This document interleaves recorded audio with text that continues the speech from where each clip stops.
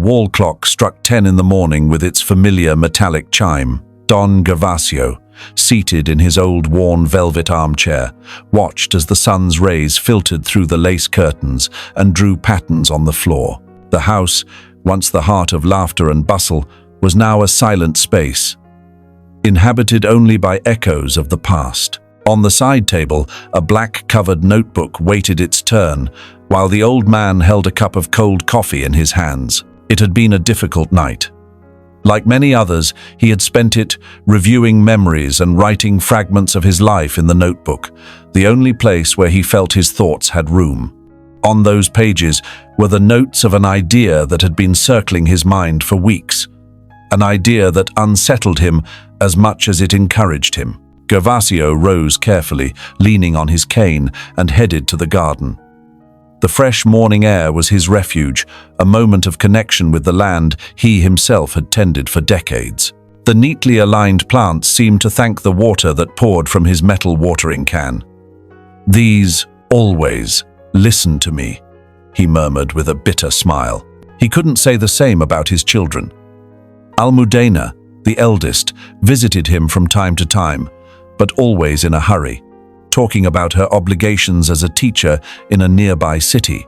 Isidro, the middle one, seemed more interested in his business in Madrid than in anything else.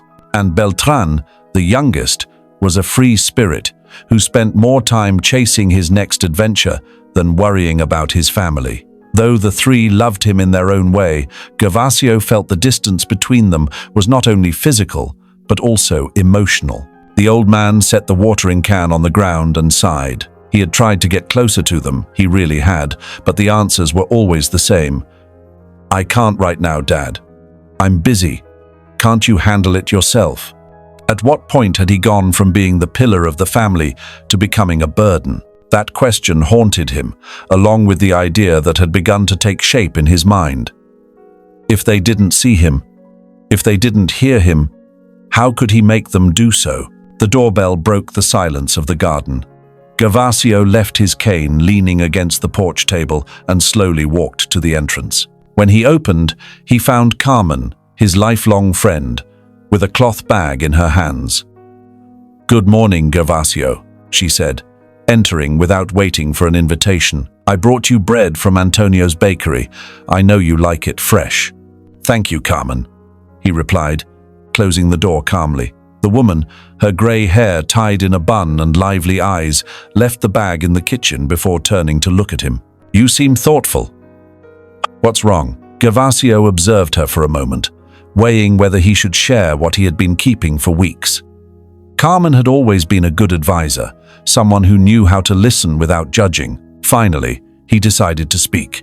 "I'm thinking of doing something, but I don't know if it's madness," he said as he sat down in one of the wooden chairs in the dining room. "What kind of madness?" asked Carmen, taking a seat across from him. The old man clasped his hands on the table. "My children don't listen to me, Carmen. They hardly ever come to see me, and when they do, it's as if they only want to fulfill an obligation. I don't know when we stopped being a family. That's not fair," she replied softly. "You've always been a good father. What do you want to do?" Gervasio hesitated before answering. "Pretend that I'm losing my memory." Carmen looked at him with a mix of surprise and concern. "Are you saying you want to deceive them?" "It's not out of malice," he said quickly. "I want them to understand what it is to lose something before it's too late. I want them to remember what it means to have a family." The woman remained silent for a long moment. She knew Gervasio was a noble man, but she also understood that he was playing with fire. This could go wrong, Gervasio. Pretending something like that isn't easy, and if you don't do it well, you could end up pushing them further away. "I know," he admitted, "but I don't know what else to do. I've tried talking to them. I've tried getting closer, and nothing works. If this is the only way to make them see me, I'm willing to take the risk." Carmen sighed, looking at the man in front of her. There was a deep sadness in his eyes, but also a determination that couldn't be ignored. If you decide to do it, you have to be very clear about what you want to achieve. And remember, Gervasio, you can't force anyone to change. You can only give them the opportunity to do so. The old man nodded slowly. Thank you, Carmen. I knew you'd understand. She stood and picked up her coat. Be careful, Gervasio, and if you need help, you know where to find me. When the door closed behind her, Gervasio remained seated in silence, staring at the notebook he had left on the table. He opened the pages and wrote a phrase that had been circling his mind for days. Sometimes, to open someone's eyes, you have to show them what they don't want to see.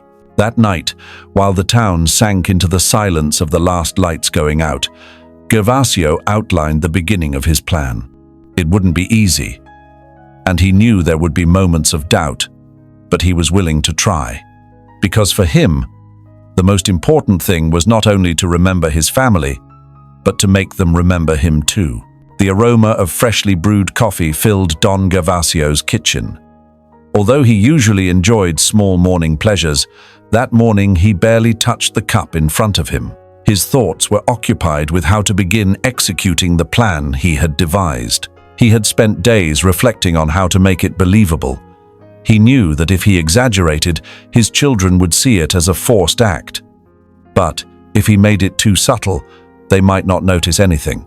Small details, he murmured to himself, little things to make them think. Gervasio rose from the table and went to the living room, where the landline phone hung on the wall next to the pendulum clock. He looked at Almudena's number, written in an old notepad beside the phone book. It was Tuesday, and his eldest daughter usually visited him on weekends. It would be a good moment to begin with the little forgettings. He dialed the number carefully, pausing for a moment to collect his thoughts. When Almudena answered, her voice, as always, sounded hurried but kind. "Hello, Dad. How are you?" "Fine, daughter." "Fine," Gervasio replied in a slow tone, letting the silence between his words convey a certain doubt. "Are you sure?" "You sound strange," said Almudena, with a slight trace of concern. Yes. Only, what day is it today? I've been a bit distracted. I thought it was Monday, but the clock says Tuesday. Am I wrong?" "It's Tuesday, Dad," she replied quickly. "Is everything all right? Do you need anything?" "Well, nothing important. I just wanted to know how you were. I'll call you on Monday to talk calmly." Almudena fell silent for a moment. "Dad, today is Tuesday. It's already Tuesday. That's what I said, isn't it?" he replied, feigning confusion. The conversation ended shortly afterward, and Gervasio hung up the receiver with a mix of unease and satisfaction. He had taken the first step. Almudena, with luck, would start noticing the changes. The young woman hung up the phone and remained staring at the dining room table in her home. Her father's call had left her with a strange feeling. Although Gervasio had always been a calm man, she had never heard him so lost. She shook her head and went back to the papers she was grading. He must just be tired, she told herself, trying not to dwell too much on it. However, when the weekend came and she visited her father, she found something that puzzled her even more. Gervasio was in the garden, watering the plants, but he was wearing a thick sweater despite the considerable heat. "Dad, aren't you hot in that?" she asked as she opened the porch door. He looked at her and then at his clothes as if he hadn't noticed anything strange. "Hot? No, it's cool today. Don't you feel it?" Almudena frowned. It was midsummer, and the sun beat down strongly on the small garden. "Dad, it's July. It's nearly 30 degrees. Gervasio seemed confused for a moment, then let out a brief laugh. "Ah, of course. Sometimes I get a little lost with the weather." His daughter watched him with a mixture of concern and skepticism. Something wasn't right, but she didn't want to pressure him. She decided to stay a little longer than usual and help with the household chores. While washing the dishes after lunch, she couldn't help thinking about the last time they had shared real quality time, a true conversation, without rush or tension. And she couldn't remember it, Days later, Isidro received a call from his father while working in his Madrid office. The man, with the receiver between his shoulder and ear, answered briskly, wanting to get the call over quickly. "Hello, Dad, what's up?" "Isidro, is that you?" asked Gervasio, his voice wavering. "Of course it's me, Dad. It's just that I wasn't sure. For a moment I thought you were your brother. Or am I mistaken?" Isidro closed his eyes, trying to contain his irritation. "Dad, don't you have the numbers saved next to the phone? This always happens to you." "Maybe," said Gervasio, letting his tone sound somewhat lost. "It's just that lately it's hard for me to remember those things." "Well, look, I can't talk much now. I'm at work. Call me later if you need something, okay?" "Of course, son, of course," Gervasio replied, feigning resignation. When he hung up, Isidro let out a frustrated sigh. Always the same. Always the same confusing calls and the same problems. Though he loved him, he couldn't help feeling his father was sometimes exaggerating. Beltran, on the other hand, had shown up at Gervasio's house on a Wednesday afternoon, unannounced. He wore a wrinkled t-shirt and pants that looked as if they had been picked up off the floor just minutes earlier. He carried a bag with a loaf of bread and a couple of oranges, like an improvised offering. "How's it going, old man?" he said in his usual carefree tone, walking in without waiting for an invitation. "Beltran," said Gervasio, lifting his gaze from his armchair. "I didn't expect to see you. I was passing by and thought maybe you had some food," said the young man with a cheeky smile. Gervasio shook his head, though a faint smile appeared on his face. "Always looking for something, huh?" During the visit, Beltran noticed that his father seemed quieter than usual. When he asked why there were 2 cups of coffee on the dining table, Gervasio pretended not to remember. "2 cups? Oh, I must have had 2 coffees." Beltran glanced sideways at the cups.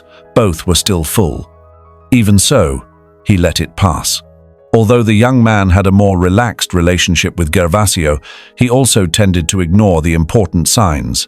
That night, Gervasio wrote in his notebook the results of his strategy.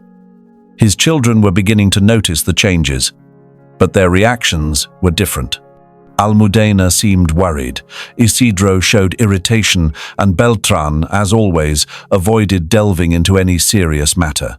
As he wrote, he allowed himself to remember Esperanza, his late wife.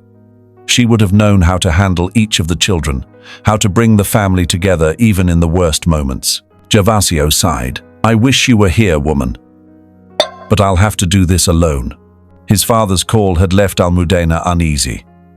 She had always been the most attentive of the 3, but with work and her personal life, she barely had time, and little by little she had grown distant from her father. However, with the unease constantly nagging her after Gervasio's call, she decided the best thing to do was organize a family dinner and make sure everything was all right. The old dining table, marked by years of use, was covered with a white tablecloth the young woman had brought from her house. Though the corners were frayed, she did her best to stretch it so it would look neat. The woman, with a calculating look, mentally went over the list of things still to be done. The plates were set, the bread lay in the basket, and the stew bubbled in the pot. Everything had to be perfect for the family dinner she had organized at her father's house. Beltran, as always, was the last to arrive, appearing in the doorway with his carefree air. He carried a bottle of wine in one hand and an easy smile on his face. "Is everything ready, or am I just in time to help?" he asked, though he didn't seem to intend to. "If helping means putting a bottle on the table, then you're right on time," Almudena replied sarcastically as she took the bottle from his hands. In the living room, Gervasio sat in his armchair, pretending to read a newspaper. Though he tried to appear calm, his mind was full of thoughts. He knew that dinner would be an important test for his plan. It had been Almudena's idea to bring them all together at home, and he had accepted without hesitation. It was the perfect moment to take his performance a step further. Isidro arrived shortly afterward, looking serious, with a bag in his hand. "I brought a cake from the village bakery," he said as he took off his coat. "I hope it's not too sweet. Dad always prefers simpler things." "Dad won't complain, at least not this time," Almudena replied as she placed the wine bottle on the table. When the meal was ready, Almudena called everyone to the dining room. "Come on, the stew's getting cold." Gervasio rose slowly, leaning on his cane, and looked at his 3 children with an expression hard to decipher. There was some pride in his eyes, but also sadness. A melancholy he carefully hid behind his facade. Dinner began with superficial conversations. Almudena spoke about her work at school, Isidro mentioned something about a new client in Madrid, and Beltran made jokes that only he found amusing. Gervasio, meanwhile, remained silent, contributing only brief comments and vague answers. It was during dessert that the old man decided to take the next step in his act. While Beltran poured him a glass of wine, Gervasio looked at him with a confused expression. "And who are you?" he asked with a tone of genuine bewilderment. The silence that fell over the table was immediate. Almudena dropped her spoon onto the plate, Isidro tensed, and Beltran froze, the bottle in his hand. "What do you mean, Dad?" "It's me, Beltran," he said, trying to laugh as if it were a joke. Gervasio frowned, looking at his youngest son as if he truly didn't recognize him. Beltran. That doesn't ring a bell. Are you Almudena's friend?" "Dad, I'm your son," the young man replied, setting the bottle down on the table with more force than necessary. Almudena quickly intervened, trying to calm the situation. "Dad, of course you know who Beltran is. He's your youngest. He's always been the rowdiest. Don't you remember?" The old man lowered his gaze, as if trying to concentrate. Finally, he let out a sigh and murmured, "Forgive me. Sometimes it's hard for me." The atmosphere grew tense. Isidro was the first to break the silence, crossing his arms with a gesture of frustration. "This isn't normal. Dad, you have to see a doctor. You can't go on like this. Don't get like that." Almudena shot back, giving him a severe look. "Pressuring him doesn't help at all. And what do you want me to do? Pretend nothing's happening? This isn't just forgetfulness. It's serious," said Isidro, raising his voice. While the two argued, Beltran remained silent, staring at his father with a mixture of disbelief and worry. Though he had always avoided taking things seriously, that scene had unsettled him. "Enough," he finally said, standing up from the table. "I'm going out for some air."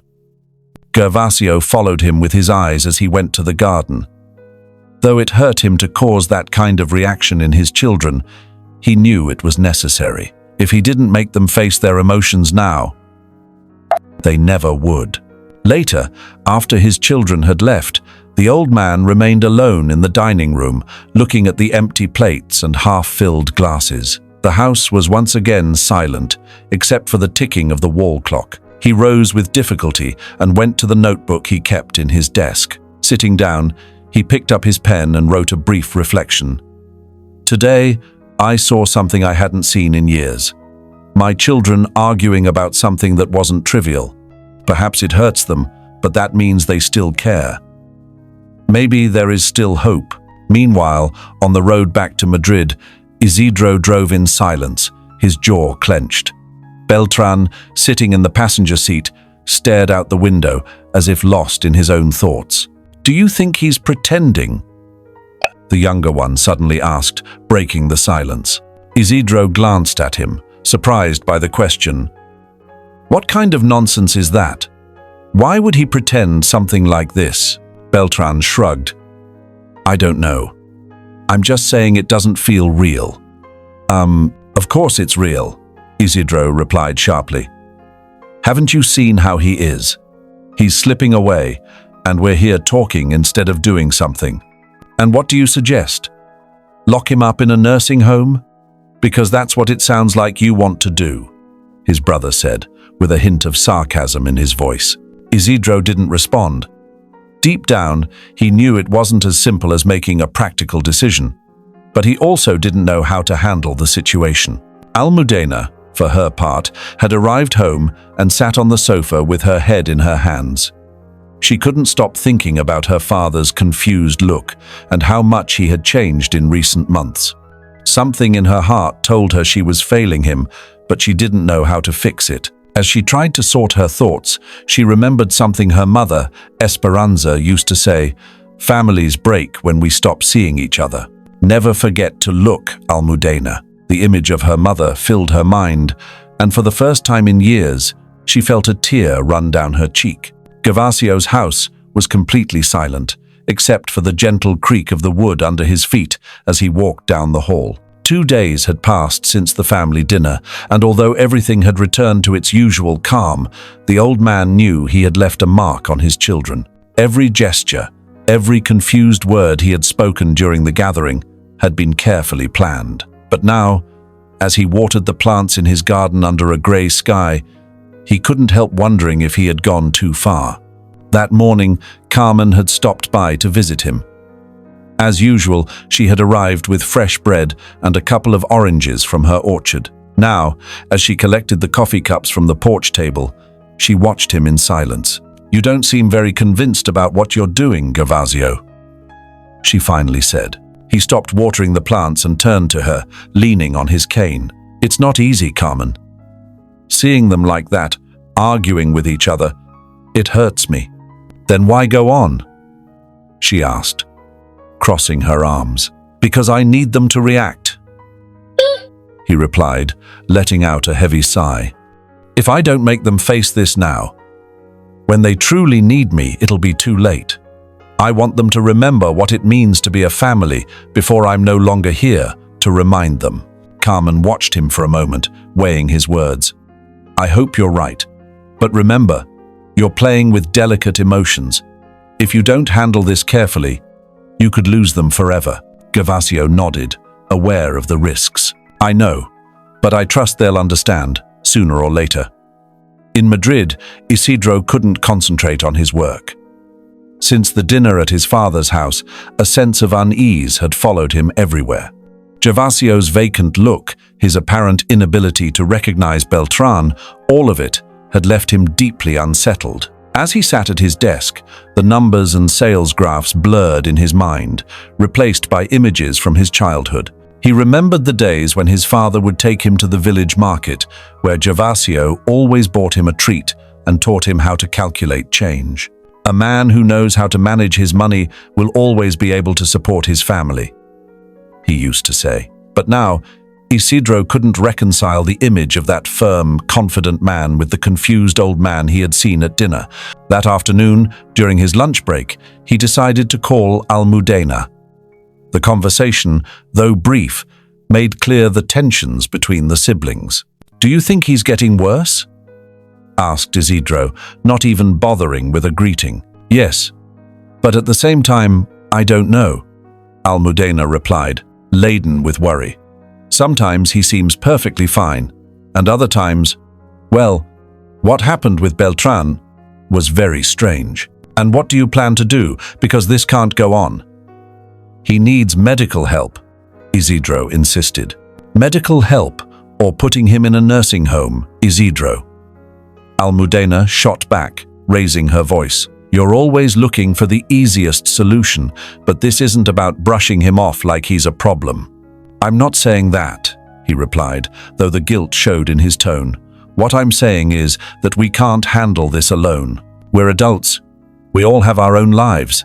"Precisely because of that," interrupted the young woman, "it's our duty to take care of him. Or have you already forgotten everything he did for us?" The call ended without resolving anything, but Almudena's words kept echoing in Isidro's mind. Beltran, meanwhile, had spent the last few days avoiding thinking about the dinner.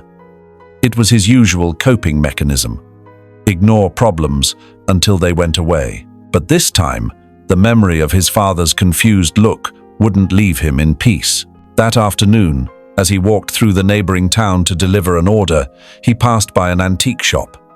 In the window, an old wooden chess set caught his eye. His father used to play with him as a child, teaching him strategies and moves with infinite patience. "Are you going to buy something?" asked the shop owner from the doorway. Beltran hesitated for a moment before nodding. "That chess set.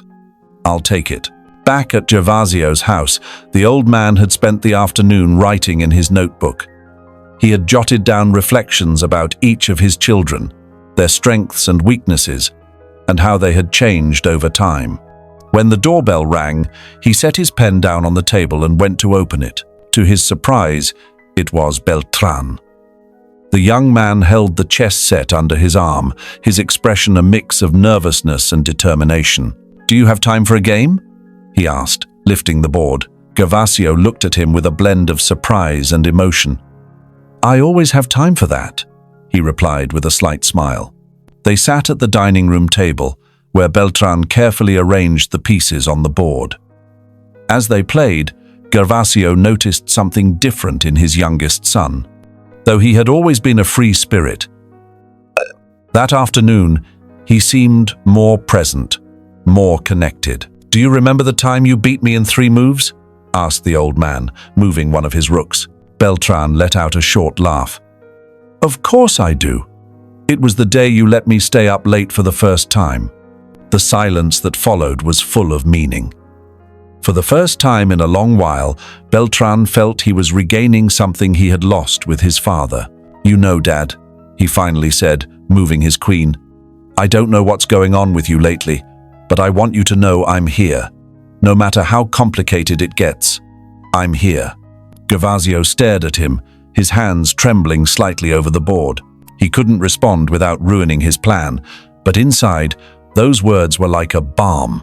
Meanwhile, Almudena, after spending the afternoon reorganizing school papers, found an old family photo at the bottom of a box. In the picture were her parents and the 3 siblings, all seated around a garden table. Her mother, Esperanza, had her arms around Gervasio's shoulders, and the 3 children smiled with innocence. A lump formed in her throat. Though her mother had been gone for years, Almudena could still hear her voice at important moments, as if the memory of that woman were a beacon in the storm. "Don't forget to take care of your own," she used to tell her. The woman picked up the landline phone and dialed her father's number. When Gervasio answered, his voice sounded more cheerful than usual. "Hello, Dad. I just wanted to know how you were." "Fine, daughter. I just played chess with your brother. I let him win, but don't tell him," he said, letting out a light laugh. Almudena felt a small relief.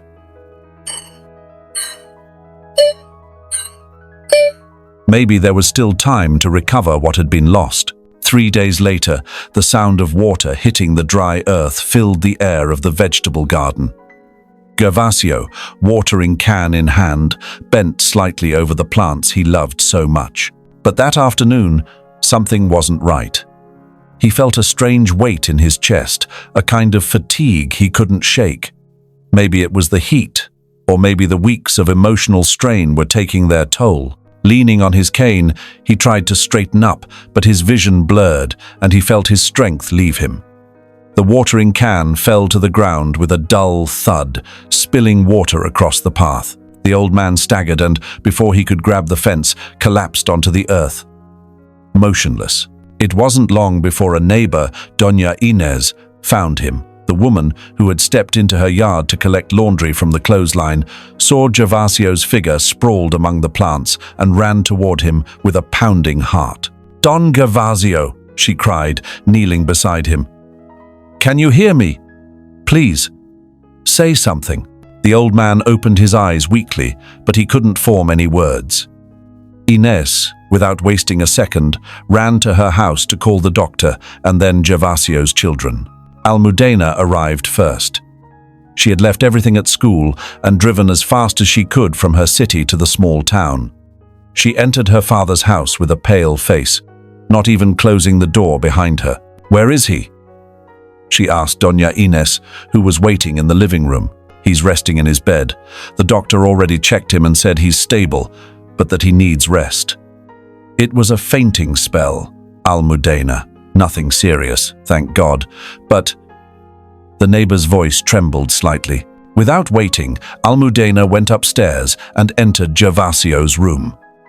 She found him lying on the bed, his gaze lost on the ceiling. He looked more fragile than ever. "Dad," she murmured, approaching him.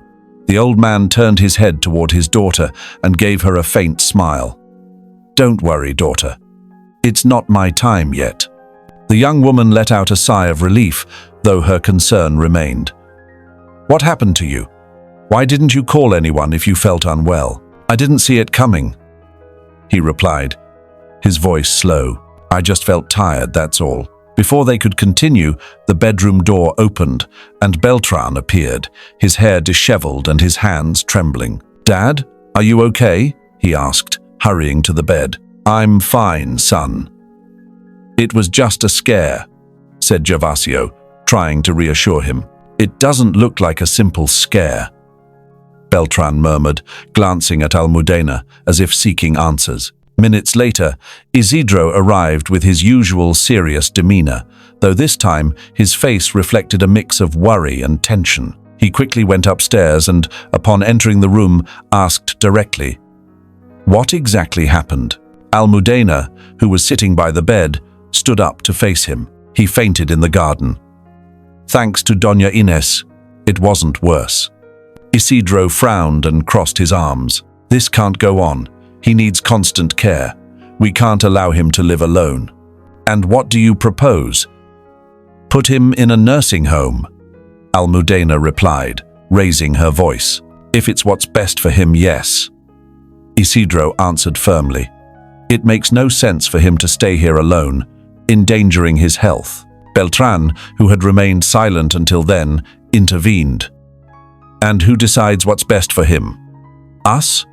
Or should we listen to what he wants?" "What he wants doesn't matter if it's not safe," Isidro insisted. "Enough!" exclaimed Gervasio, with an unexpected strength in his voice that silenced the three siblings instantly. The old man sat up slightly in bed, looking at them sternly. "I'm here, you know, I'm not dead. Don't talk about me as if I weren't in the room." The silence that followed was uncomfortable. None of the three knew what to say. Finally, Almudena sat down again next to her father and took his hand. "I'm sorry, Dad. We just want what's best for you." "I know," he replied, his voice calmer. "But what I need is not for you to decide for me. What I need is for you to be here, as a family. That's the only thing that matters to me." Later, when Gervasio pretended to fall asleep, the three siblings went downstairs to the living room. The discussion, though calmer, continued. "This can't go on," said Isidro, sitting on the sofa with his hands clasped. "We need a plan that doesn't involve getting rid of him." Almudena replied, giving him a hard look. "I never said I wanted to get rid of him," Isidro answered, irritated. "But we can't ignore that he's getting older. And this isn't safe." "Maybe what he needs is more company," said Beltran, shrugging. "I wouldn't mind coming more often. Maybe we could take turns." Almudena nodded slowly. "That's an idea. Not perfect, but better than locking him up in a nursing home." Isidro sighed. "All right, let's try it. But if something happens again, we'll have to consider other options." That night, while the three siblings slept in different corners of the house, Gervasio stayed awake in his bed, staring at the ceiling. He had overheard part of their conversation, enough to know that his plan was working, though not in the way he expected. He had managed to bring his children together and get them to start talking, but the emotional toll of watching them argue was wearing him down. He closed his eyes and thought of Esperanza, his late wife. "If you were here, you'd know what to do," he murmured, feeling tears gather in his eyes. "They listen to you, they always listen to you." The image of his wife appeared in his mind, with her warm smile and her firm yet loving voice. She was his anchor, his strength, and without her, he sometimes felt as if he were drifting. "But I must go on for them," he thought. With that thought, Gervasio finally fell asleep, while the house, for the first time in years, sheltered his entire family under the same roof. Dawn brought with it an unsettling calm. In the house, the usual morning sounds, birds singing, the wind blowing through the windows seemed muted by the emotional weight carried by its occupants. From his bed, Gervasio listened to his children moving about the house. The time had come. He knew he couldn't prolong his act any longer. The fainting spell had been a turning point, and though he had planned everything carefully, now he felt he had crossed a dangerous line. His children deserved the truth, even if that truth might hurt them. He slowly sat up in bed and, with effort, got dressed. When he went down the stairs, leaning on his cane, he found the three of them gathered in the living room, each with a different expression. Almudena looked worried, Beltran distracted, and Isidro tense. "Dad, you should be resting," said Almudena, immediately getting up to help him sit. "I'm fine, daughter," the man replied, in a firm yet calm tone. "In fact, I feel better than I have in days, and I want to take this moment to talk with you." The three siblings exchanged looks, surprised by the sudden seriousness in their father's voice. Beltran stopped playing with a lighter he had in his hands and sat up straighter, while Isidro crossed his arms, bracing himself for what was coming. "I want to tell you something important," Gervasio began, looking at each of his children carefully. "I know that in recent weeks I've been acting strangely. I've confused you, I've worried you, and I did it on purpose." A sepulchral silence filled the room. Almudena looked at him with wide eyes. Beltran frowned, and Isidro, as if he couldn't hold back, asked, "What are you saying, Dad? That all this was a game?" "No, Isidro, it wasn't a game," the man replied, keeping his calm. "It was a lesson that, though it hurt me deeply, I felt was necessary." "A lesson?" Almudena repeated, unable to hide the incredulity in her voice. "Yes," said Gervasio, resting his trembling hands on the cane. "I realized that, little by little, I was losing you. Not physically, because you're all still here, but emotionally, you had drifted away. I felt like a stranger in my own family, and I needed to do something to make you see what was happening before it was too late. So you lied to us?" Interrupted Isidro, raising his voice. "You made us believe you were losing your memory for what? To manipulate us?" "It wasn't manipulation," Gervasio replied forcefully, though his voice trembled slightly. "It was desperation. Do you know what it feels like to call your children and always hear the same excuse? 'I don't have time. I'm busy. We'll talk later.' Do you know what it's like to sit down alone to dinner, night after night, in a house that was once full of life? Do you know what it's like to feel invisible to the people you love most?" Gervasio's words fell like stones on his children. Beltran looked down, unable to meet his father's eyes, while Almudena pressed her hands against her lap, clearly moved. "And you thought this was the best way to fix things?" asked Isidro, though his tone had lost some of its harshness. "Maybe it wasn't," Gervasio admitted, letting out a sigh. "Maybe it was selfish of me. But I didn't know what else to do. I was running out of options."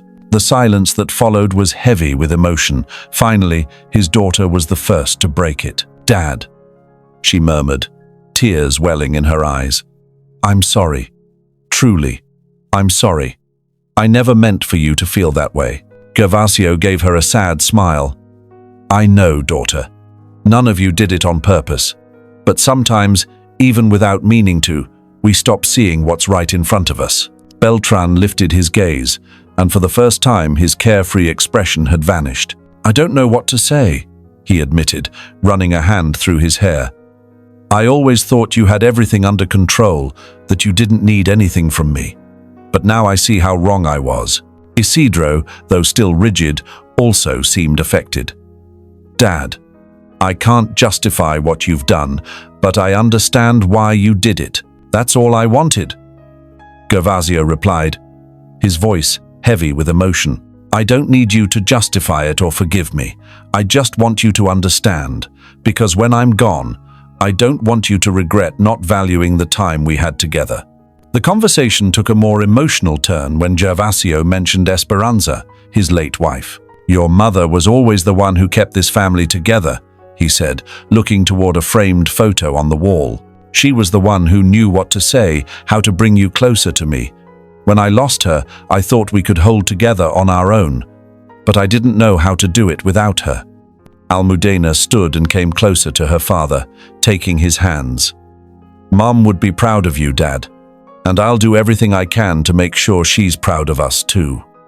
Beltran nodded, though a tear slid down his cheek. "Yes, it's time we changed things." Even Isidro, who had always been the most distant, lowered his head and murmured, "I'm sorry, Dad. I'll do my part." When the conversation ended, the man felt lighter, as if a weight had been lifted off his shoulders. It had been hard to face them, but it was worth it.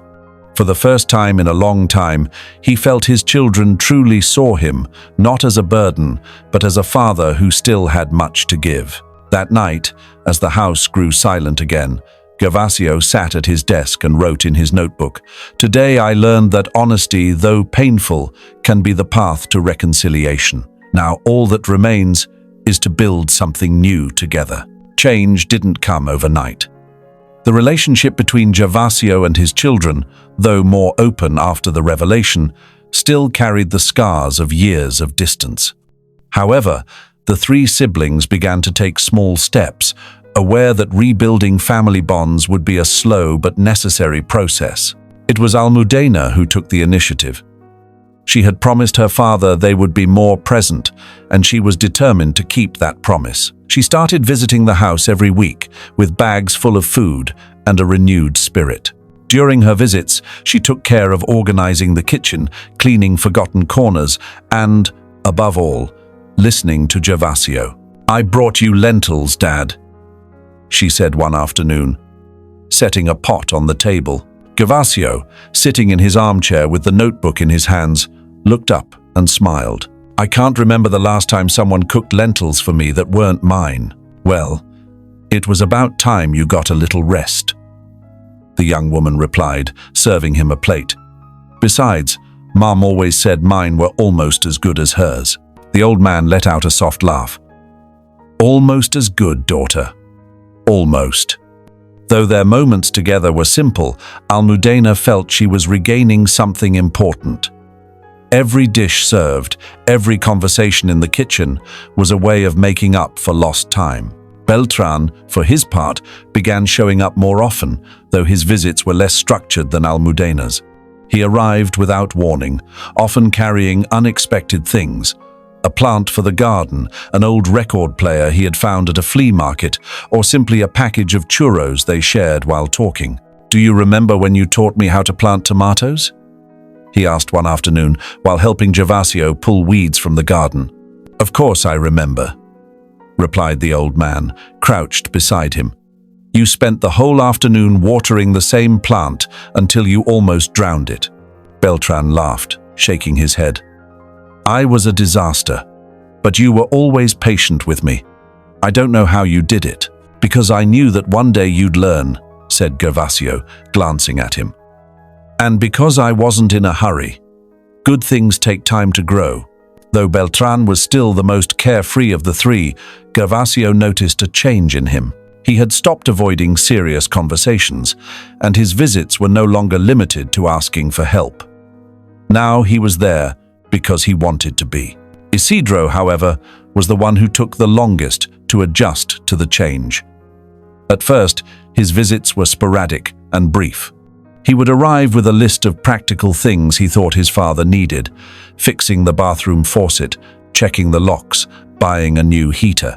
"I can't stay long," he always said, setting his tools on the dining table. "I know, son. You have a lot to do," Gervasio replied, without reproach. But one day, while installing a new shelf in the kitchen, Isidro noticed something that stopped him. On the table was a framed photo of the whole family, taken when they were children. His mother, Esperanza, was in the center, with one hand on each child's shoulder and a smile that radiated warmth. "Where did you find this photo?" he asked, lifting it to look at it closely. Gervasio, who was sitting nearby, replied calmly, "It's always been there. Maybe you just needed time to see it." Isidro set the photo back on the table and stared at his father. For the first time in years, he felt like a child again, remembering the afternoons spent in the garden, listening to his mother tell stories while his father fixed something in the workshop. "Dad," he began, though his voice cracked slightly. "I'm so sorry I drifted away." Gervasio looked at him gently, though his eyes reflected all the pain he had carried for years. "It doesn't matter, son. What matters is that you're here now." Well, one not. From that day on, the young man's visits became more frequent. And though they still focused on practical tasks, they began to include deeper conversations. The most significant change came when the three siblings, unexpectedly, began working together. It was Almudena who proposed organizing regular gatherings at their father's house. "We could take turns cooking and helping with whatever he needs," she suggested during a group call. "That way, none of us has to handle everything alone."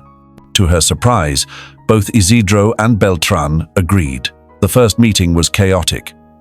Almudena tried to coordinate everything. Isidro argued over how to organize the schedule, and Beltran spent the time joking from the sofa. But despite the disagreements, the idea began to take shape. At one of those meetings, they found Gervasio's notebook. At first, they hesitated to open it, but when Almudena read aloud one of the pages, they all fell silent. "Today I saw my children laugh together. It's a sound I hadn't heard in years, and though things aren't perfect, I feel something has changed. Maybe my plan wasn't so foolish after all." Beltran was the first to break the silence. "Looks like Dad always knew how to make us react, even when we didn't want to." Isidro nodded, though his expression was more serious. "I don't know if what he did was right, but it worked." Almudena set the notebook on the table and looked at her brothers. "What matters is that we can't go back. What matters is what we do from now on." In the weeks that followed, Gervasio began noticing small changes that filled him with hope. His children no longer arrived in a rush or left quickly.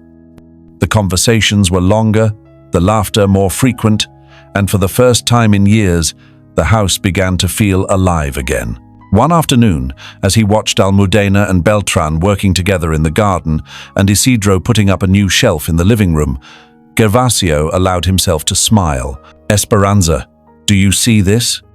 he murmured softly, looking up at the sky. "Maybe there's still time for this family to become what you dreamed of." The house was full of life in a way it hadn't been for years. The smell of the paella Almudena was preparing in the kitchen, mixed with the sound of the record player Beltran had brought weeks earlier. In the living room, Isidro adjusted the position of a lamp, making sure everything was perfect for dinner. The idea had come about almost spontaneously. To organize a family dinner, to celebrate the small steps they had taken as a family. But for Gervasio, it meant much more. From his chair in the dining room, he watched his children with a mix of pride and gratitude. "What are you looking at, Dad?" asked Beltran, placing a tray of churros on the table, as if it were an improvised dessert. Gervasio smiled. "Nothing. I was just thinking about how much this house has changed lately. It feels like I can hear it breathing again." His son, for once, didn't respond with a joke. Instead, he nodded and gave him a pat on the shoulder before heading back to the kitchen. When the paella was ready, the four of them sat down at the table. Gervasio, Almudena, Isidro, and Beltran. The white tablecloth, now spotless, was decorated with candles Almudena had brought, while Isidro had brought a bottle of wine, and Beltran, true to his style, had insisted on adding music. The conversation during the meal was light, sprinkled with laughter and anecdotes from the past. Gervasio recalled stories from his youth with Esperanza, and every time he mentioned his late wife, the children listened closely, as if his words were a bridge to the happy moments they had shared with their mother. "Your mother always said families are like plants," said Gervasio as he poured a little more wine. "If you don't water them, if you don't give them light, they wither. But if you care for them, they always bloom, even after hard seasons." "Do you think we've started blooming again, Dad?" asked Almudena, looking at him tenderly. The old man nodded, his eyes shining. "Yes, daughter. I believe so." After dinner, the children insisted on cleaning up while Gervasio rested in his armchair.